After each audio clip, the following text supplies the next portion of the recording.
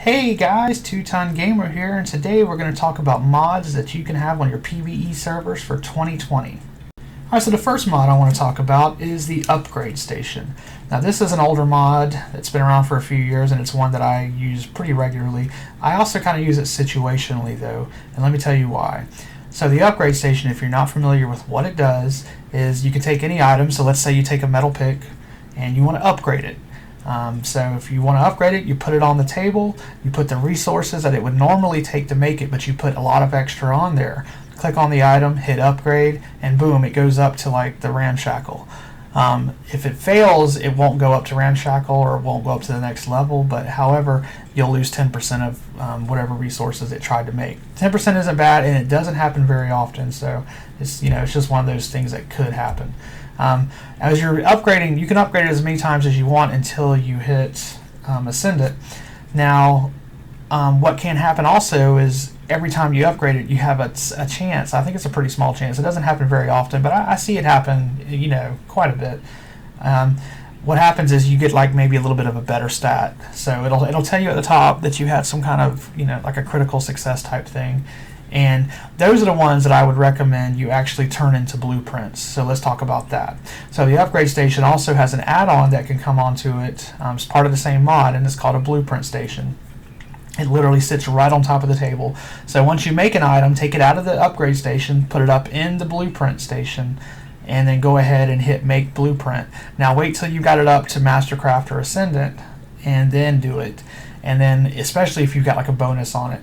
So once you do that, then you have a blueprint and you can craft usually as many as you want. There are some items that are like tech items or whatnot that will only allow you to do it once. I believe the new mining drill is one of those. But I upgraded my mining drill to master, and that thing never breaks. And so I'd highly recommend doing that for the mining drill in particular.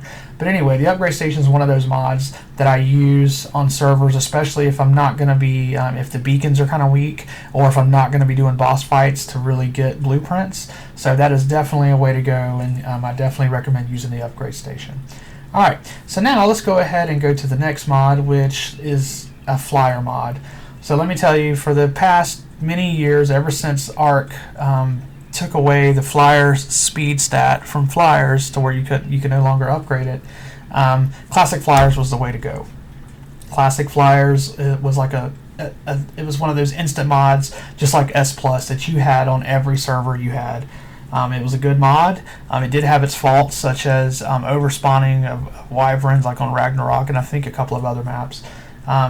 There was a way around it that kind of worked sometimes and kind of really didn't, but it was kind of a pain, and that was where you threw a totem down and you did like some kind of like maybe a wyvern wipe or a dino wipe. I'm not really sure. My servers were always set to do like daily dino wipes, so I never really had a problem with it like some people did. But it still is definitely a problem, and we did have cases where near the end of that day, or if I went more than a day of doing a dino wipe, sometimes the wyverns they start to get out of control. Anyways, regardless, I've moved on now. This year I actually started using Najas Flyers, and let me tell you why I like this one better. First off, it doesn't have the overspawning issue. The next big thing I really like is that you can go in the options, or the I&I settings, and you can actually change stats, like any of the stats for the animals, whether it's their damage, flying speed. You can actually set it for different flyers, so you can set a speed cap if you want. So maybe like on my servers, I like to have pteranodons be useful, so I'll have their speed cap set really high so they can go really fast. So those are your explorer flyer. Now the Argents I kind of set lower because those are more of your your fighter birds.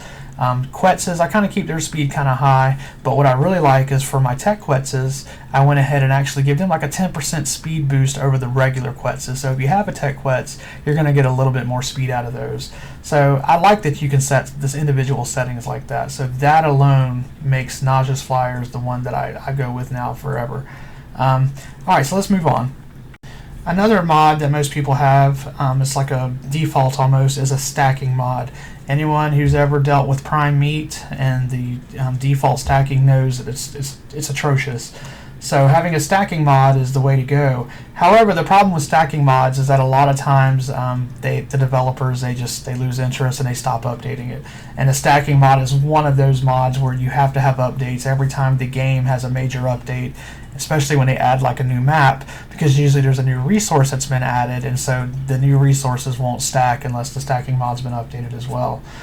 So I went this time with Monte Stacking mod, and I like it. It has like a weight reduction, which I'm not particularly fond of. I don't like that you can't change that in the I settings, but it's one of the few stacking mods out there that's still constantly updated, and I could easily see him adding an option for changing the weight in the I once he decides to do it. So I don't knock it for that. I still use it. It does kind of feel cheaty being able to carry 10,000 stone on you like it's nothing, but regardless, I still like the stacking mod itself. Also, Monte has an engram unlocker, and so I kind of went ahead and grabbed that one as well. Reason being is because, like I said, some of our servers, sometimes we play in small groups. Like sometimes it's just me and my wife playing. I'm a builder, she decorates.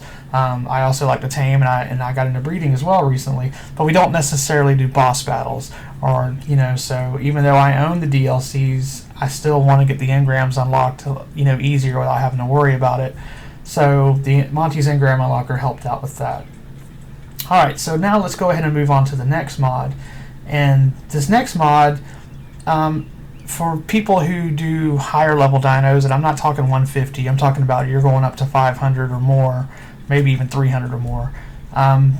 Tranqs can become an issue because they don't quite scale with the new dino levels, like the regular default Tranqs.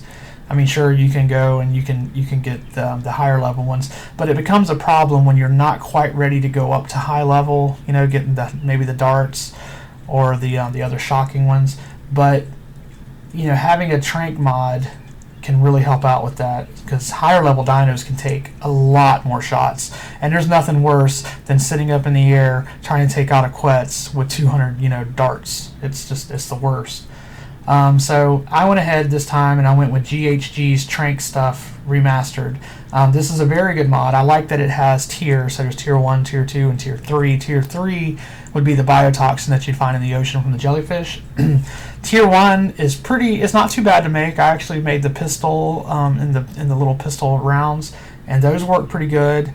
They work really well actually for a tier 1, and then the tier 2 wasn't really that out of reach. I made the pistol for the tier 2 and the ammo for that almost just as quick as I made the tier 1. It was only a little bit different. I think you needed to get the rare mushrooms and the flowers, but that wasn't too hard, especially if you're near the swamp. So I really like this Tranq mod, especially if you're going to have higher level dinos. You should definitely consider doing that. It'll just save time, and I mean, nobody wants to sit there and shoot 200 rounds at an animal. Alright, so let's move on to another must-have mod, and it's Superstructures. Now, Superstructures took over for S+. As you know, Orion's son, he basically got out of the modding game and put all of his stuff open source. So this is S+, however, it's getting updates constantly. There was a huge update in May. I spent, I swear, 10-15 minutes just reading over all the update notes for that one. Also, the underwater homing depth charge bomb thing that used to be the S+ collector, they changed the model with this last update too. So now it looks like an actual tech item that collects items. So it looks really cool, and if you have a tech base, it's nice looking. So yeah, definitely have Superstructures. That's a good one. So now moving on, another mod that I absolutely love is probably my favorite. It is definitely my favorite building mod, even the older version of it. The Castles, Keeps, and Forts Remastered. The old one was good as well. The new one's even better. The only thing the new one's lacking is the having the diagonal walls, and then a couple of the materials like the sandstone and the dark obsidian look. Other than that, this mod is flawless. It's great for building. I love the stacking foundations. You'll see a lot of my builds are made with this. So yeah, I absolutely love this mod. Okay, so now I'm going to move more into decor type stuff, and the very first one I'm going to tell you about is additional lighting. Now, many of the decor items that I use, they do have lights with them. However, additional lighting to me has like a nice overarching, it has lights of different ages. whether you're looking at medieval, you're looking at a little bit more modern lighting. It has all of them. It even has like skull lights and stuff if you're doing like an island kind of look, an island kind of native look. But I really like that mod for lighting. It works really well. It's got doesn't take power, and it has the daytime and nighttime settings as well, which is always great. You can also change the colors, I believe, which I don't usually do, but I'm pretty sure it's on there as well. So yeah, definitely a great mod to have. Even though you have like S Plus, which has some of the torches and stuff, this is having lighting options, kind of, especially if you're doing like big builds. It's the way to go. All right, so now let me move on to the whole big group that is ecos. Everybody knows eco, everybody loves eco, and these are the mods that I use pretty regularly on most of mine. I have players who, I can load, I try not to go over 20 mods. Eco really makes that hard because I could easily load all of her stuff on any of my servers at one time, but I do try to be considerate of the players I have that can't necessarily, that kind of struggle and take 10-15 minutes just to load 15 to 20 mods. So I try to keep them in mind, but Eco makes it so hard. One of them I usually always have is Eco's RP mod. I love this mod. It has a lot of variety in it. It's just an overall great mod. Another one I like to use just to spruce up the outside is the garden decor. The trees is another one that kind of spruces up the outside, but I don't always have the trees on my servers. The shop decor is great if you're doing any kind of RP stuff, like having little storefronts or whatnot. There's also things like armor stands and tables that have, I believe there's an egg table as well that you can display eggs, and it actually keeps the eggs actually longer than the refrigerator does. So it's pretty good. Another one that's kind of situational for me is the tech decor. I really went all in with a tech breeding station, which I have a video for, and in that one it's a mixed match of superstructures, metal and glass, and then it also has tech stuff. So I definitely went all in on tech decor for that place. If you like glowy mushrooms, there's Eco in Wonderland. That's anything that glows is I'm kind of like, I'm always attracted to things that glow like that. So I usually have that one on there as well. Eco Stable is another one. Sometimes I only do it if I know I'm going to go all in on horses. I've gone all in and made really nice horse stables before, and sometimes I'll pair that one up with the horse mod that's out there as well. So anyway, that's my list. That's what I'm currently running right now on most of my servers. Like I said, some of these are situational. These are all working currently as of June 2020. So yeah, let me know in the comments though some of the mods you might use.